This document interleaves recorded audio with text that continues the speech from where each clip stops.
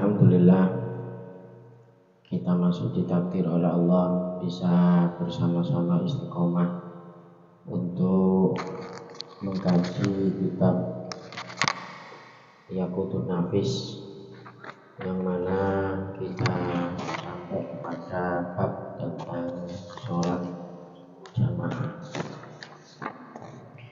Kemarin sudah dibahas bahwa sholat jamaah ini hukumnya fardu kifayah. Jadi jangan sampai kita kalau memang tidak ada udzur ini tidak melaksanakan sholat jamaah. Maka di sini dijelaskan tentang a'dzaril jumu'ati wal jamaah, yaitu udzur-udzur boleh tidak berangkat sholat Jumat dan melaksanakan sholat jamaah. Sebetulnya udzur-udzur ini katsiratun, banyak sekali, tapi bisa dibagi menjadi dua. Yang pertama, memang ada masyaqqah syadidah, tidak mampu untuk berangkat, baik sebab sakit atau kondisi panas, kondisi dingin dan lain sebagainya. Tapi kalau hanya masyaqqah khafifah, artinya sakit-sakit yang ringan, penghalang-penghalang yang ringan, ini tidak menjadi udzur untuk tidak melaksanakan sholat Jumat. Karena sholat Jumat kalau bagi mukimin, kita orang yang mukim, laki-laki dewasa, ini fardu ain, ya, bukan fardu kifayah tapi fardu ain. Tapi kalau jamaah ini fardu kifayah. Kalau sudah ada yang melaksanakan di satu kampung, maka yang lainnya sudah gugur kewajibannya. Jadi itu yang pertama, dari banyaknya sebab bolehnya untuk tidak Jumat, berangkat sholat Jumat karena masyaqqah syadidah. Jadi ada masalah serius, ya, seperti sakit, atau kalau di sini tidak ada sih. Kalau di Yaman itu ada musim panas, musim dingin yang sangat ekstrim, ya. Yang kedua, untuk boleh tidak melaksanakan sholat Jumat selain masyaqqah, itu adalah khurujuhu fawati manfa'ah, yaitu hilangnya manfaat, artinya tidak bisa dilaksanakan oleh selain dia. Contohnya apa? Contohnya seperti merawat orang sakit. Ketika ada orang sakit ini sudah parah, harus ditunggui, apalagi sakitnya ini sudah mendekati ajal, ojo terus ditinggal. Nunggu wong loro, tak tinggal Jumatan sih. Itu ada termasuk udzur. Boleh tidak sholat Jumat karena sebab itu tadi, mengawal atau menunggui orang yang sakit. Iya, lebih penting, ya. Jadi walaupun bukan kita yang sakit, tapi kalau menel ada awake dhewe ngono lho. Tapi kalau sudah ada yang lain, ya berarti ya kita tetap wajib sholat Jumat, ya. Ini kondisi nggak ada orang lain, hanya kita. Iki lak tak tinggal cara wong loro iki iso gugur, iso tiba, iso artinya punya dampak yang serius. Tidak boleh ditinggal, dipesannya ini jangan ditinggal. Maka di situ kita boleh untuk tidak berangkat sholat Jumat karena itu masuk udzur. Atau kita punya harta iki coro tak tinggal hilang mesti. Jadi umpama dipasarai satu hal yang penting, emas apa ya, ini aja ditinggal karena ini tempatnya rawan, sehingga kita punya amanah besar untuk tidak bisa melaksanakan sholat Jumat. Maka ini juga termasuk udzur. Jadi takut hilang harta, takut hilang nyawa, ini masuk ini. Jadi termasuk, jadi yang pertama tadi karena masyakko. Kalau masyakko itu kan kembali kepada diri kita sendiri. Kalau ini yang nomor dua, ini bukan masyakko, tapi kita ini sebagai apa? Yang memegang amanah, ya, menunggu orang sakit atau menunggu harta atau apa yang nantinya bisa jika ditinggal ini akan berdampak buruk ya. Ini bisa jadi hilang hartanya atau bisa jadi yang ini ditinggal nanti hilang nyawanya ya, dan lain sebagainya. Termasuk itu tadi nunggui, mungkin kita punya anak kecil nggak mungkin kan ditinggal, kalau kecuali kalau memang ada yang lain, wedok wis sampean tinggal sih tak tinggal sholat Jumat itu boleh. Tapi seandainya kita sebagai ono arek cilik wis tak ditinggal Jumat barno cek nangis enggak, yang penting Jumatan ini wajib ya, berarti keliru dia ya. Karena dia ini termasuk orang yang udzur yang boleh untuk tidak berangkat sholat Jumat. Jadi orang itu kalau sudah belajar, dia pasti akan tahu memposisikan diri. Kadang ada orang ini memaksakan, umpama dia kerja ikut orang, wis kok nak budal Jumatan tak pecat kon gak iso apa kerja lagi umpamanya, dia ancamannya serius ya, bukan hanya itu mungkin termasuk akdarul Jumat. Jadi kan ada ya satu, dan dia tidak mungkin mencari pekerjaan lain. Kalau ono pilihan ya jelas dia harus milih yang bisa melaksanakan sholat Jumat. Nah posisi dia ini ada di posisi yang tidak mungkin tidak ada pekerjaan selain pekerjaan ini. Nah dengan ini ternyata tidak bisa untuk ditinggal sholat Jumat. Contoh nunggu mesin ya. Kan biasanya kalau kan nggak boleh itu ditinggal itu ya. Iki lak iso mesine ana apa-apa gak ya. Jadi seperti itu. Tapi walaupun tidak sholat Jumat ya tetap wajib harus sholat zuhur gitu ya. Jadi ini a'dzar, ini udzur-udzur bolehnya untuk tidak melaksanakan sholat Jumat. Tapi bukan berarti terus wis gak sholat, enggak ya. Tapi diganti dengan sholat zuhur.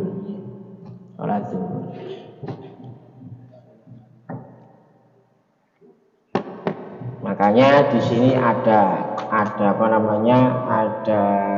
judul khusus tentang udzur bolehnya meninggalkan Jumat atau jamaah. Jumat atau jamaah. Kalau yang Jumat fardu ain, ya. Kalau jamaah kan fardu kifayah. Jadi itu yang mendasari dua itu.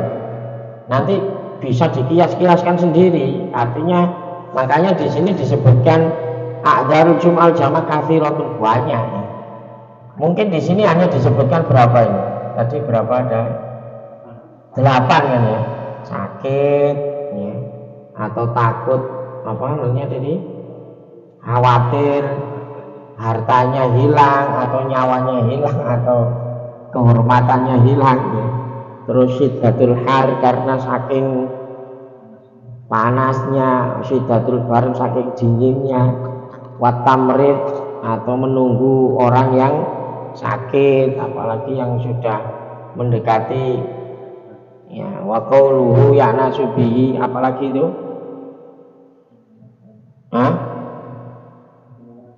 iya, jadi dia ini sebagai orang yang bisa menenangkan. Coro zaman tinggal wong ini apa ya?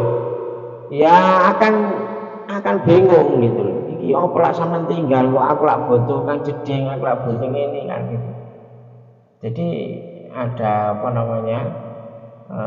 Tanggung jawab yang memang tidak mungkin untuk bisa ditinggal, apalagi itu orang tua kita. Jadi wis gak iso wis karena wis mati lah mati dhewe. Itu ngawur seniki ya. Jadi ada aturannya. Ada aturan. Walaupun ibadah tapi juga ada aturannya, artinya ada yang memang itu dianggap uzur dan boleh untuk tidak dilaksanakan. Isyraful qorib ya, apa namanya, orang-orang dekat kita alal maut yang mau meninggal ya. Ini mungkin juga orang jauh yang memang tidak punya keluarga, itu mungkin bisa kita wal mator sebab hujan ya, yang tidak menemukan payung dan nanti menjadikan baju kita basah, ini juga termasuk uzur. Tapi kalau zaman sekarang koyani ya alasan ini sudah nggak bisa. Ya mungkin bisa kalau memang COVID itu memang sudah dijadikan apa namanya, bahasanya ada yang mempertanggungjawabkan dokter gitu ya, yang ngomong ini memang ahli dokter, ini Jumatan untuk tidak dilaksanakan dulu karena penyebarnya penyakit ini masuk juga. Makanya di sini kan disebutkan kathirotun, pokok pedomannya dua. Yang pertama tadi sebab masyakoh dirinya, yang kedua karena dia memposisikan dirinya ini untuk mengawal orang lain ya, mengawal orang lain dalam artian tadi itu nunggu orang sakit ya, atau posisi kita ini dalam pekerjaan yang tidak mungkin ditinggalkan ya, ini juga masuk ya. Ini kalau, tapi sekali lagi kalaupun ini dia uzur nggak bisa sholat Jumat tapi tetap wajib sholat. Masalahnya itu ada yang nggak sholat Jumat bebas sembahyang zuhur. Ya, jadi tetap wajib untuk melaksanakan sholat zuhur. Berarti waktu mau berangkat Jumatan terus berjalan di jalan Pasar Kuyuk, berarti tidak Jumatan ya? Nggak apa-apa kalau memang kondisinya seperti itu. Nggak mungkin ya mosok peluncum sampean. Kalau mungkin balik salin yo payung bisa memungkinkan ya enggak apa-apa, Pak. Tapi kalau enggak memungkinkan ya. Jadi ini banyak bisa jenengan kiaskan juga, umpamanya angin kencang, kalau badai, oh kaki budal Jumatan kayak gini. Ya, jadi cuaca ekstrim ya. Apa main nang sawah umpamanya ingin metu sambar geledek ya. Kalau memang hal-hal seperti itu, intinya syariat Islam itu tidak akan ada yang memaksa. Jadi makanya dalam Al-Quran itu sampaikan la yukallifullahu nafsan illa wus'aha. Kalau memang kita nggak mungkin Allah itu membebani seseorang yang melebihi dari kemampuannya. Jadi sampai seperti itu wong kita nunggu orang sakit, dan itu kan itu kan ibadah sosial seperti itu. Baik yang sakit, apalagi yang sakit kerabat kita, lebih lagi ya. Wong orang lain saja kalau memang nggak ada yang ngaruh kita boleh kok. Mungkin orang lain tetangga tapi sudah nggak punya kerabat, nggak usah nunggu iki apa iki. Nah, itu bisa saja termasuk dalam udzur boleh tidak melaksanakan sholat Jumat dan diganti dengan sholat zuhur.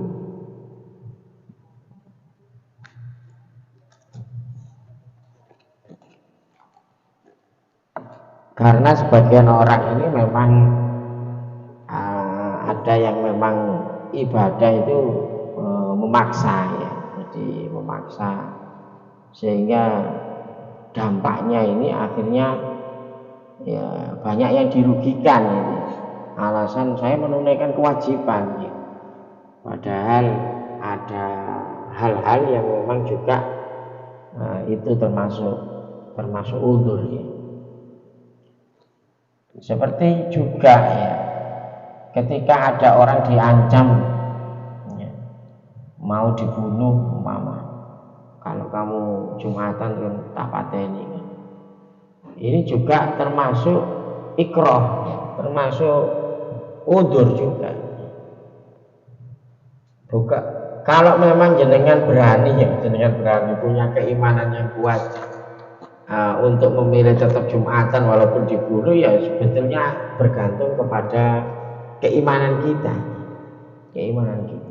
Tapi kalau kita boleh berpikir wis anu ae wis wong ngancene anu nanti tak ganti sholat zuhur dan lain sebagainya, kita tidak ada niatan untuk meninggalkan sholat Jumat, itu tidak ada niat karena memang keterpaksaan seperti itu. Nah, akhirnya juga syariat membolehkan. Jadi dalam Al-Quran itu disampaikan wa qalbuhu mutmainnun bil iman. Ada dulu zaman Rasulullah Shallallahu Alaihi Wasallam ini ada dua orang. Ini Rasulullah dia mengaku tetap beriman dan akhirnya dibunuh. Yang satunya itu tidak berani mengatakan beriman tapi hatinya tetap beriman. Ini sama Rasulullah sama-sama dibenarkan. Gak apa-apa, ini yang ini juga termasuk rukhsah, termasuk udzur, ya boleh ngomong kufur kafir tapi hatinya tetap iman. Karena ada ancaman seperti itu tadi. Tapi lak sing wani ya oleh ae lancene. Kita memilih untuk seperti Siti Masyitah itu ya, yang tukang sisirnya Fir'aun itu kan sempat jatuh sisirnya terus menyebut nama Allah, menyebut nama Rasulullah. Apakah ada Tuhan selain Fir'aun? Loh ada, yaitu Tuhan kita semuanya. Ya akhirnya sampai keluarganya dimasukkan kuali itu ya. Mulai dari anaknya satu sampai anak yang terkecil. Tapi di situ ada keajaiban, anak bayinya ini ngomong. Nah, artinya ibunya itu jadi sabar, Bu sampean yang sabar. Ya, ini ujian bagi kita. Orang cilik iso nutur ibu, tambah yakin lagi ya. Akhirnya semua satu keluarga kan meninggal karena dimasukkan kuali, terlepas antara daging dan tulangnya. Makanya minyak panas ya, gorengnya. Ya. Tapi hal seperti itu tetap dilaksanakan, boleh kalau memang kita punya nyali, punya kemantapan iman itu boleh. Tapi kita juga boleh untuk mengambil rukhsah itu tadi. Wis mending awake dhewe golek aman sih, mungkin kita berpikir mungkin bekal amal kita masih kurang ya.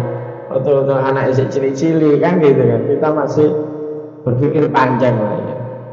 Jadi boleh, jadi mau jenengan tetap mengaku iman walaupun dibunuh ya boleh, tapi jenengan mengambil rukhsah untuk tidak mengaku tapi hati tetap beriman itu juga boleh. Karena memang di dalam syariat itu la yukallifullahu nafsan illa wus'aha, ada paksaan. Nah ini yang a'dzarul jum'ah wal jamaah. Sekarang syurutul jamaah ada 13. Pertama, Allah ya'lamal ma'mum butlana sholati imami. Jelas ya. Jadi jangan sampai makmum ini, kalau seandainya makmum ini mengetahui batalnya imam, otomatis apa namanya, batal ya. Umpama ya jenengan makmum sarungi imam bolong atau bokonge wong, ya otomatis batal. Sama neloki wong sampean tahu kalau imamnya ini batal posisinya. Jadi selagi kita tidak tahu batalnya imam, lak garo ya tidak ada masalah. Enggak. Contoh garo apa? Imamnya tidak wudu, ya enggak tahu kan kita ngomong ini imam ini duwe wudu tak gak duwe wudu kan enggak ada yang tahu. Ya, jadi yang pertama, la ya'lamal ma'mum butlana sholati imami. Makmum enggak mengerti tentang atau tidak tahu tentang batalnya imam. Termasuk umpama bacaan Fatihahnya keliru, yang rukun-rukun itu. Kalau jenengan yakin imam ini batal, ya wis jenengan wajib mufaroqah. Jangan terus iki apa jenengan tak fokus delok ya sih. Enggak boleh. Karena syarat jamaah itu harus tidak tahu atau tidak ngerti tentang batalnya imam.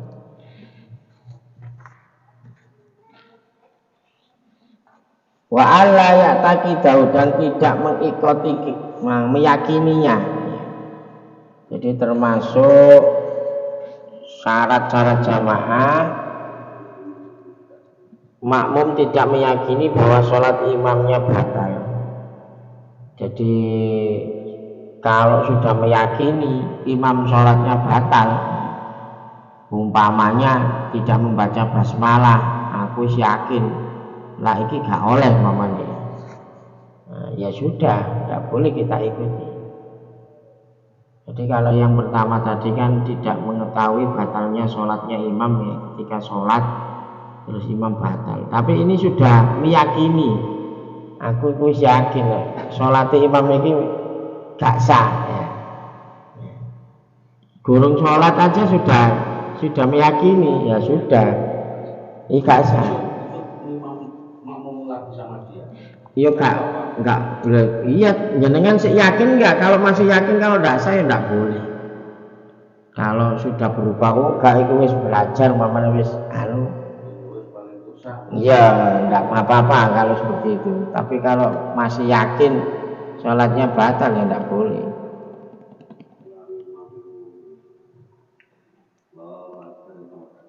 Jadi nomor 3,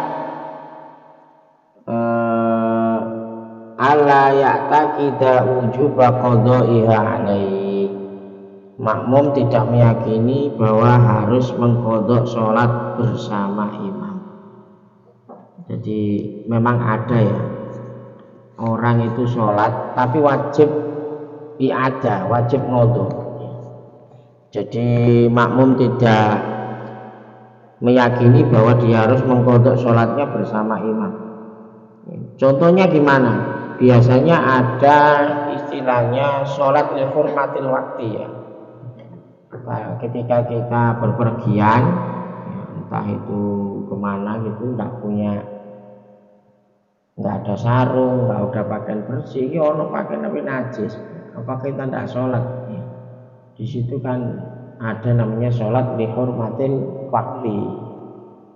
Otomatis sholat li hurmatil waktu ini nantinya wajib diqadha, diulang.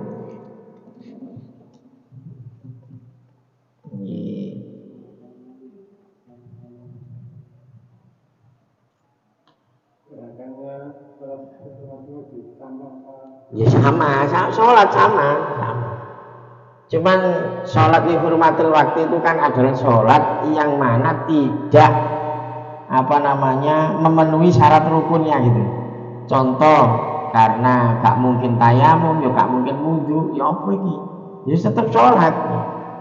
posisi di pesawat dulu ketika saya ke Yaman itu kan 10 jam.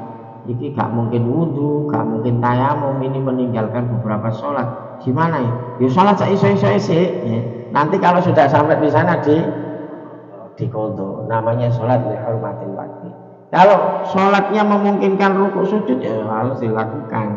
Iso-iso ngono loh. Tapi dia ini tidak memenuhi syarat rukune. Mesti ini pakaiannya kudu suci. Iki pakaiannya dia najis digawe ae.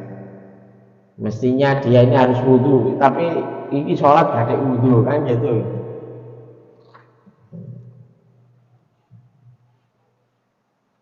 Itu jadi ada contoh ini mukim tayamum lifaqdil ma. Orang mukim tayamum karena tidak ada air. Tidak ada air di mahalil ghalib fi wujud, padahal aslinya biasanya ada air. Terus dia sholat, ternyata habis itu hujan atau airnya datang, otomatis kan sholatnya harus untuk ngulang lagi. Jadi yang tadi dianggap tidak sah. Jadi intinya gini, sholat itu kan kewajibannya nggak boleh ditinggalkan bagaimanapun keadaannya gitu. Ya, tapi dalam kondisi-kondisi tertentu itu bisa jadi ya wajib dilakukan sebisanya. Tapi nanti kalau sudah waktu luang itu kita wajib qadha. Jadi sholat seadanya dulu.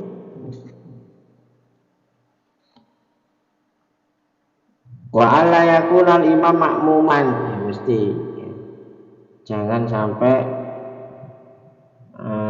imam ini posisinya jadi makmum. Ono wong dadi makmum sampean berimam kepada orang itu lah ya syukur-syukuran. Kecuali lah dhek wis entek wis salam ya biasanya kan gitu, terlambat terus dia sudah salam terus dia kan nembel. Nah, posisi dia sudah enggak jadi makmum, nah itu boleh diikuti, boleh diikuti. Tapi ketika dia masih gurung mari sih, aku gak yakin mbak imam iki wong iki malah ngono ya. Iya melok dieloki gitu. Wa alla yakuna ummiyan. Nah, syarat berikutnya tidak ummi. Artinya ummi itu apa ya? Tidak bisa baca, huruf-hurufnya nggak bisa bedakno antara hak dengan kha. Kan sering itu Bismillahirrahmanirrahim. Jadi hak jadi kha. Ihdinas hak jadi hak. Ihdinas loh. Ihdinas sampai ihdinas kan siji.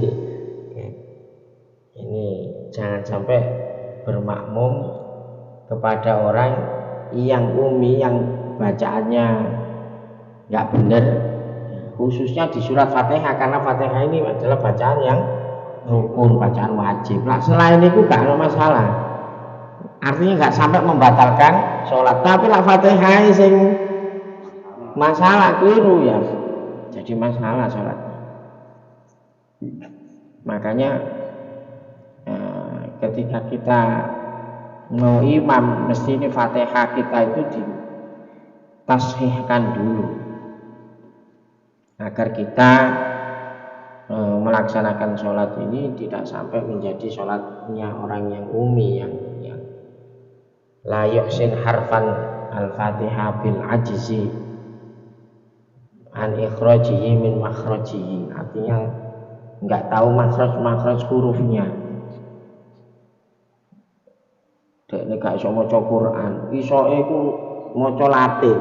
Biasanya kan gitu, orang nggak bisa baca tulisan Arab itu dia biasanya baca dengan Latin. Nah, bacaan Latin itu wis akeh kelirune wis ya. Karena ada salah satu makhraj yang nggak iso ditulis Latin itu gak iso. Jadi Jadi harus dengan lisan yang tertentu. H sampai H. Tulisannya bodoh. Belum lagi wo. Paling tulisannya rang. Wo. Ro itu ada yang tafkhim, ada yang tipis. Ini apa cara bedanya tulisannya? Ya.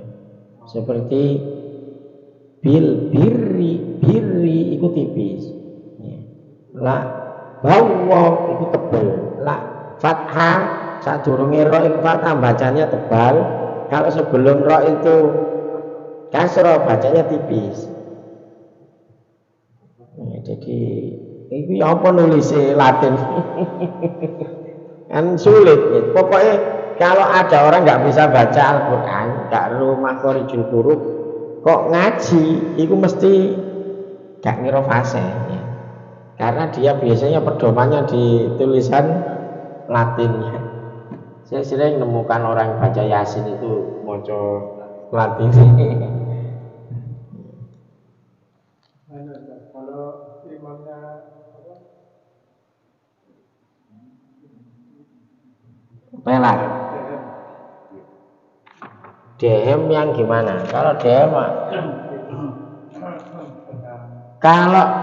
dehem ketika membaca Fatihah yang kira-kira kalau nggak dehem itu nggak iso tuh suara, itu nggak sampai membatalkan. Jadi lah anjir dehem ya batal itu. Iya, jadi ini dehem ini dibolehkan kalau memang dalam kondisi seorang imam mau coba Fatihah gak metu suaranya lah gaji itu dibolehkan. Tapi lah kalau gawe ini atau karena bukan sesuatu yang wajib seperti baca Fatihah ya tidak boleh deh. Ya batal. Karena itu kan mengeluarkan huruf. Jadi sholat. Kecuali batu lah, batu itu kan nggak dibuat. Batu itu memang bawaan kan, nggak kena dimpet lah bahasanya. Watu atau gelegeen taat itu kan nggak bisa atau bersin. Nah, itu kan pokok gak didawakno mamane wae ya batal kalau memang hanya sekedar itu tadi biasanya itu ada kademen menggigil tapi gak dibuat-buat memang menggigil ya itu gak sampai membatalkan sholat tapi lah sampai dibuat-buat atau tertawa keluar suara itu juga batal. Di budo konjone akhirnya guyu keluar suara ya. Kalau hanya senyum tidak ngopo. Jadi itu dehem termasuk membatalkan sholat kalau ya sengaja dan tidak untuk hal yang sesuatu yang wajib. Umpamanya ketika kita ngimami baca Fatihah iki lah gak dehem gak iso. Ya itu boleh. Karena ini adalah bacaan yang wajib, bacaan wajib. Kalau makmum apa ya? Baca Fatihah. Ya enggak lah, makmum kan ya butuh wajib baca Fatihah. Pokoknya dehemnya enggak berlebihan ya. Istilahnya benar-benar memang kan ada sih yang nyantol itu kan ada. Kalau gak iso.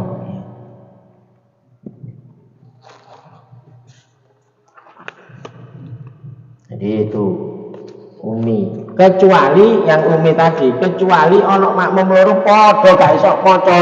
Nah itu gak apa-apa itu ya. Jadi emang gak apa-apa wis padha ae. Jadi padha remeke lah bahasane iki apa iki? Mosok salat dhewe gak apa-apa wis ya. Jadi orang umi, orang yang tidak bisa baca itu tidak boleh jadi imam kalau makmumnya tidak umi. Kalau pada umi ini ya Enggak apa-apa, katel apa meneh karo liyane. Timbangane sholat dhewe-dhewe. Ini kan nggak boleh kan seperti itu. Ada yang fasih diimami wong sing gak fasih, gak iso maca, gak pas. Ya utawa padha karone.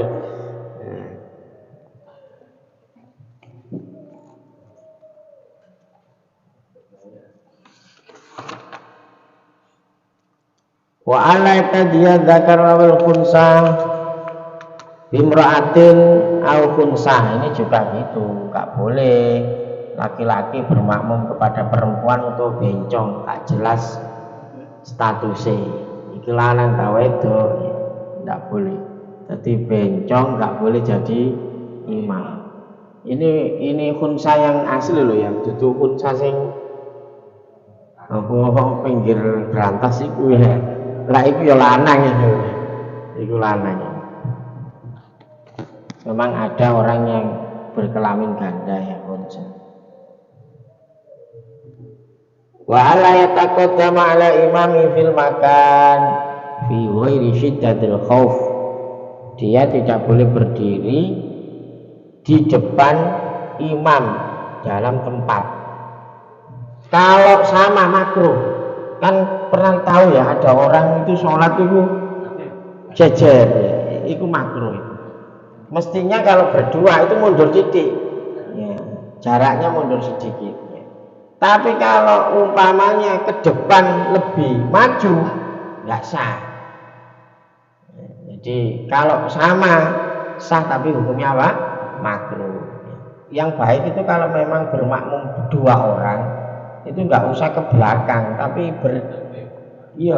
berdekatan ini loh ya. Cuma rodo ya mundur sedikit. Itu caranya seperti itu. Nanti ada lagi datang sebelah kirinya, nanti ada lagi tiga datang, berarti langsung mundur. Tiga-tiganya mundur.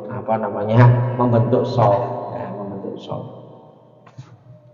Jadi tidak boleh berdiri di depan imam kecuali dalam keadaan sholat khauf, syiddatil khauf ya. Ini biasanya dalam peperangan atau dalam kondisi-kondisi yang mencekam. Masih sholat melayu-melayu sholat. Jadi kan memang kemarin saya sampaikan sampai ada aturan tentang sholat khauf. Ya apa carane jamaah dalam peperangan itu macam-macam, musuh hadap sana itu modelnya ini, musuh hadap sana itu modelnya, tapi tetap jamaah. Nah itu kan menunjukkan bahwa jamaah ini memang sangat dianjurkan. Wong dalam keadaan kayak ngono mestinya kalau normal ya, kalau secara akal, nah apa sih ada jamaah sebagai dewi lah beres ya. Tapi nyatanya Rasulullah nggak seperti itu, ngajarkan tetap berjamaah. Ya. Jadi kondisi perang saja kita masih ada kesunahan berjamaah, apalagi kita nggak dalam kondisi perang. Jadi nemeneng loh, jadi nemeneng gak perang kok gak jamaah. Wong sing perang nek Kanjeng Nabi dikon jamaah. Sampai koyo ngono situ gantian, situ katek, situ jaga situ. Lagi itu kan menurut akal lah aku sih sembahyang kok ruwet-ruwet ngono. Gantian enak wis sembahyang dhewe-dhewe. Ya, tapi Kanjeng Nabi enggak. Tetap memerintahkan untuk sholat jamaah. Itu menunjukkan pentingnya sholat jamaah. Jadi karena rata-rata memang hampir kalau sholat jamaah itu banyak diterimanya. Karena apa? Yaitu tadi wis cara ngono hitungane borongan ya. Kalau rombongan itu kan enak ya. Lah wong Jawa ngarani gendong indit lak situ gak khusus itu khusyuk ya. Ya. Mung sak masjid kalau sing khusyuk ya mungkin imame sing khusyuk tok ya iso ya. Atau memang pokoknya saling menguatkan lah. Itu enaknya kalau memang kita melakukan ibadah itu, kalau memang ibadah sholat fardu ini jangan sampai tidak melaksanakan dengan jamaah. Sering kita itu ngeremehno, lunga sembahyang dhewe. Usahano jamaah wis. Bahkan kalau bisa teman yang sudah sholat jamaah itu membantu koncone ayo sholat meneh ya. Untuk bisa sholat jamaah. Dulu itu ada sampai dibayar ini. Boleh uang gelem dijak. Jamaah itu berani mengeluarkan uang. Karena apa? Itu tadi memang istiqomah tidak mau meninggalkan sholat jamaah. Itu ada apa namanya, ada karomah tersendiri. Orang yang tidak meninggalkan sholat jamaah. Kecuali memang kondisi udzur ya. Sekali lagi tadi dikatakan udzur itu gini. Umpama ya, mohon maaf. Pas jamaah masjid di sini pas ada tamu jauh ya apa meneh nek jero ati ya sakjane kepengin jamaah tapi iki ana tamu baru datang mosok tamu baru sik tak tinggal ini kan enggak etis ya. Itu pun karena niat kita terhitung juga sholat jamaah iki cara gaul ini aku tetap jamaah mati karena ini udzur. Tadi kan disampaikan udzur-udzur jamaah tadi loh ya. Jadi udzur-udzur seperti itu buahnya itu bukan berarti kalau kita tidak melakukan terus nggak dapat pahalanya, enggak. Namanya udzur itu kan seandainya tidak ada udzur kan dia mesti jamaah. Seandainya nggak ada udzur dia akan sholat Jumat. Tapi karena udzur dia tidak bisa melaksanakan, maka dengan niatnya itulah dia dihitung sholat jamaah. Jadi penting itu ya. Orang istiqomah itu penting. Kalau ada udzur beda dengan orang yang nggak istiqomah jamaah loh ya.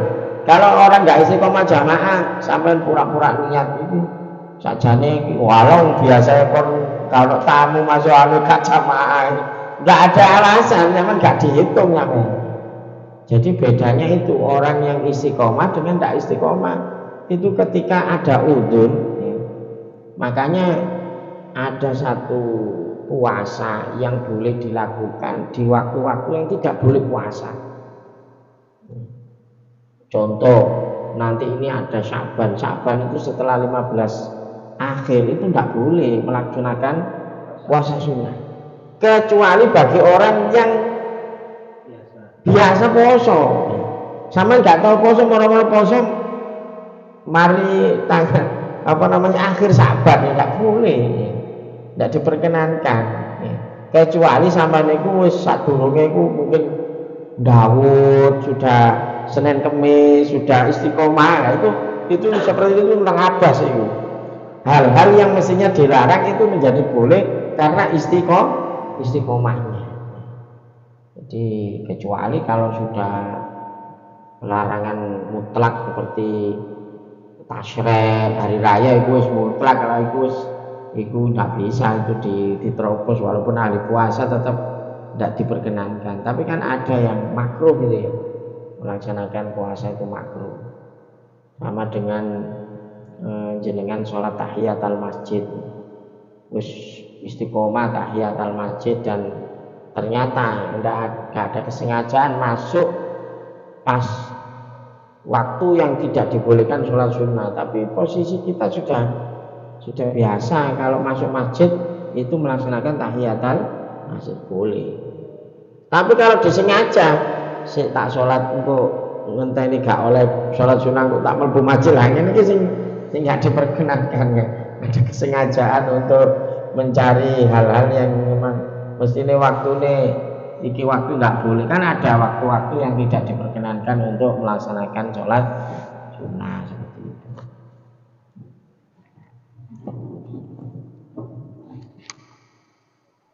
Wa al-ya'lama intiqalati imamihi ya, ini jelas.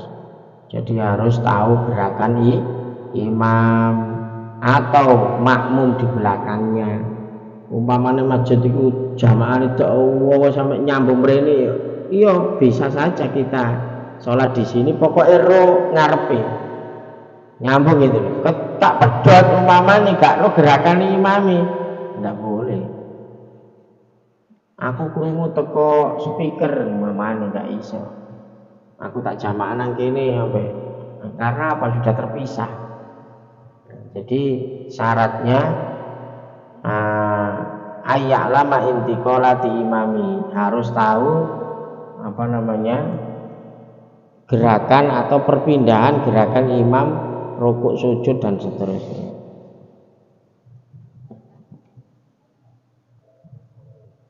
Jadi kalau sambung enggak apa ya, kalau sambung. Tapi nanti kalau seandainya di dalam ruangan masjid ya, walaupun terpisah, umpamanya masjidnya mbok tapi sampean sholat amburi, jamaah melok ngarep masih terdengar boleh. Pokoknya masih terdengar ono suara speaker masih boleh. Itu kalau dalam satu masjid. Tapi kalau di sini umpamanya tidak bisa karena gak nyambung. Jadi wa ayyatami'a fi masjidin, ini syaratnya harus kumpul di satu masjid. Au fi 300 dhira' takriban. Nah, ini atau 300 dhira' kalau memang di lapangan. Jadi kalau di luar masjid itu batas antara makmum dan imam tidak sampai 300 dhira ya. 300 dhira berarti ya 300 meter lah istilahnya. 150 ya, karena dhira itu setengah meter ya. Setengah meter, sak dhira sama 100. Tetap tidak bisa. Jadi di dalam syariat itu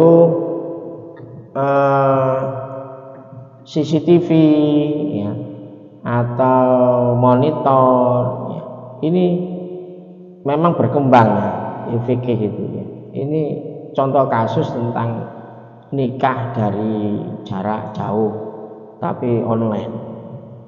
Boleh enggak ini? Ini kan saya sudah jelas di depan kamera, semuanya sudah seperti satu majelis ya. Style apakah boleh seperti itu? Itu juga iya, zoom lah bahasa nikahi zoom. Ini juga tidak dibenarkan ya. Ya, banyak ulama yang tidak membolehkan karena kehati-hatian itu. Apalagi urusan-urusan seperti itu ya. Atau saksi itu pun nggak dianggap. Saksi secara umpamanya saksi zina, ini saya tahu dari CCTV, nggak bisa. Saksi itu harus melihat, iya langsung, harus melihat langsung dan melihatnya seperti melihat masuknya timba dalam sumur. Dorong mulu,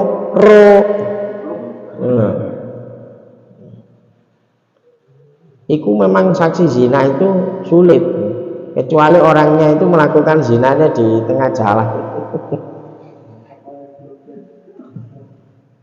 Jadi dan itu tidak bisa umpamanya diarut dengan CCTV. Ini kalau dalam syariat ya. Mungkin kalau dari tinjauan hukum umum ya bisa itu untuk anu ya.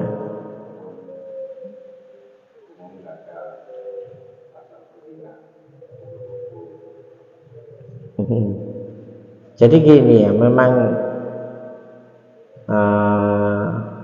layar-layar yang ada di HP itu sebetulnya juga tidak dianggap ya. Kalau Al-Quran itu bukan mushaf itu. Artinya boleh nggak menyentuh, boleh, karena itu hanya cahaya. Akhirnya ono apa namanya pengembangan, iya, lihat film-film porno boleh enggak? Ini kan cuma gambar ya. Itu sebetulnya tinjauan keharamannya bukan melihatnya, tapi dampaknya. Gara-gara nonton akhirnya iya kepingin melok ngadeg adike, lah iki sing garai. Ojo meneh sampean nonton ngono, lihat dinding aja kalau nafsu ya haram. Seandainya, jadi bukan keharamannya itu bukan haram itunya, kalau itu kan memang cahaya istilahnya. Sepodo ambek apa ya, sinar lah, gak asli lah bahasanya. Tapi dampaknya ini ya yang menjadikan kita ini akhirnya syahwat, akhirnya kepingin, nah ini ya.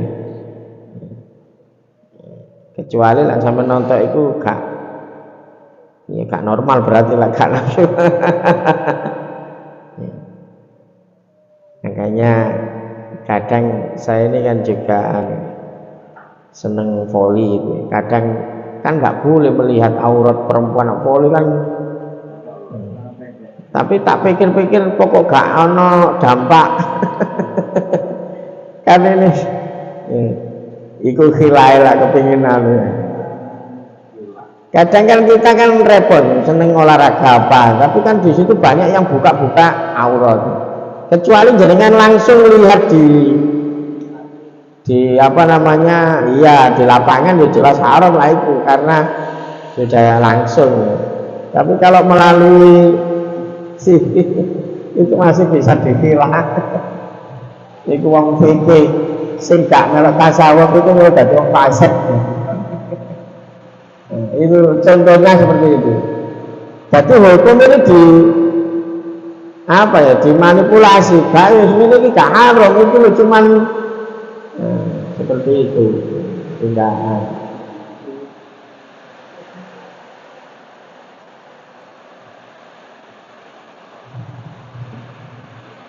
Wa ayyan wiyal makmum jamaatan au nahwaha. Kalau pengen jamaahnya sah, berarti harus niat jamaah. Wa ayat tawafaqonat musholataihima, dan harus sama apa namanya cara situ sholat istisqa atau sholat gerhana, ini kan nggak sama gerakannya, nggak boleh, harus cocok. Sholat ba'diyah qobliyah kan sama, bisa kita ikut ke orang sholat sunat bisa. Ini yang nggak boleh, ini yang aturannya berbeda. Hah?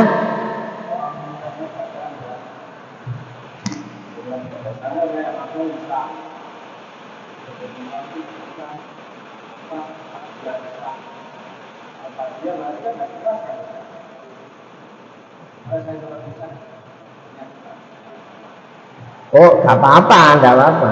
Dikeraskan sampean gara-gara ba'diyah terus direkol itu kan sampean banterno gitu kan. Oh, sampean sholat isya makmum.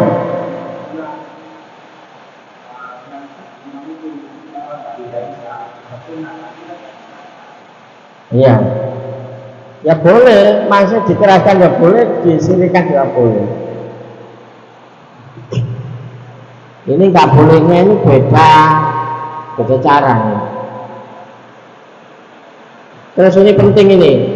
Wa ayyuwafiqal ma'mum imam fi kulli sunnatin fa'amsa muqalah. Kalau imamnya tasawuf awal itu kan sunnah. Kok makmum gak melok, otomatis batal sholatnya. Padahal aslinya kalau imamnya nggak tasawuf awal malah ngaji, makmumnya malah ngaji nggak ada masalah. Jadi apa yang dilakukan kesunahannya seorang imam, makmum itu harus ikut. Contoh ono sujud tilawah gitu, sujud waktu imam juga harus ikut sujud. Imam sujud sahwi, makmum juga harus ikut. Jangan mikir ini ala sunai, keimaman sing nglakoni aku gak melok, gak boleh. Apa yang dilakukan oleh imam, sunnah-sunnah yang hitungannya sunnah abad itu, makmum juga harus mengikuti. Kecuali sampai niat mufaroqah, artinya wis misah ya, berarti ya beda lagi.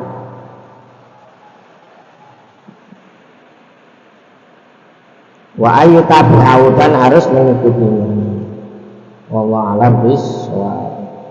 Ya Rabbana tarafna bi annana tarafna wa annana asrafna ala ladha asrafna fatub alaina tauba tansir li kulli hauba wastur lana al-awrati aminir rohan wa ufir walidina Rabbi wa maula wal ali wal ikhwan wa sa'iril filan wa kulli dhi mahabba au jiratin asuka wal muslimina ajma amin arafil isma fadlan wa kutanna la buktisabina bil mustafa rasulina Salla wa sallam Rabbi alaihi ajal habbi wa alihi wa sahbihi idha jata sisubi walhamdulillahi bil fatwa alhamdulillah rabbil alamin. Assalamualaikum warahmatullahi wabarakatuh.